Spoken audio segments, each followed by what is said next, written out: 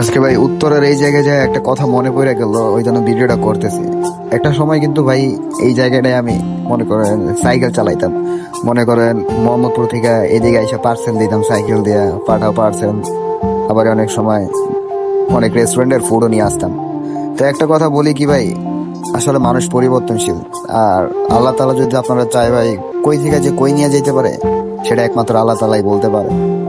তো এই জায়গায় এইসব পুরোনো কথাগুলো মনে পড়লো যে এক সময় এই জায়গায় সাইকেল গুলো চালাইতাম যে ভাই অনেক কষ্ট লাগতো, কারণ একটা পার্সেল নিয়ে যাইতাম, অনেক দূর যাইতে হইতো, অনেকক্ষণ রাইড করতে হইতো। মনে করেন শরীর চলতো না, তাও রাইড করতে হইতো আর কি।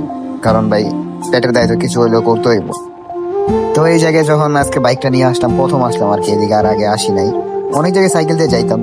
তো এখানে আইসা মনে পড়লো যে ইস, এই জায়গাটা উত্তরের পিছনের সাইডের এই জায়গাটা দিয়ে যাইতে কত না কষ্ট হইতো। অনেক দূর পথ, মিরপুর থেকে যদি উত্তরের দিকে যাওয়া পড়তো এই দিক দিয়ে যাইতাম। তো এখান দিয়ে যাইতে অনেক কষ্ট হইতো।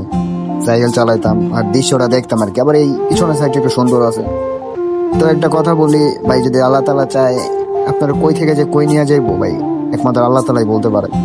তাই সবসময় ভাই ভালো কাজ করবেন, মানুষের ভালো পরামর্শ দিবেন, দেখবেন ইনশাল্লাহ আল্লাহ তাআলা আপনার ভালো অবশ্যই করবো। তো কষ্ট মষ্ট হইলেও ভাই এখন তো একটা গাড়ি আছে, অন্তত শান্তিতে মনে করেন যে থাকতে পারতেছে। একটা গাড়ি থাকলে ভাই একটা অন্যরকম ফিল পাওয়া যায়। তো এখানে আসার পরে ভাই আমার একটা ওপারে কল আসছিল, তো আমি কলটা ধরলাম।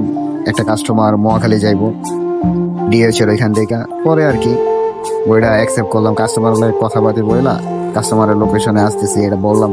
কাস্টমার বলছে ভাই একটু তাড়াতাড়ি আসেন। এটাই ভাই।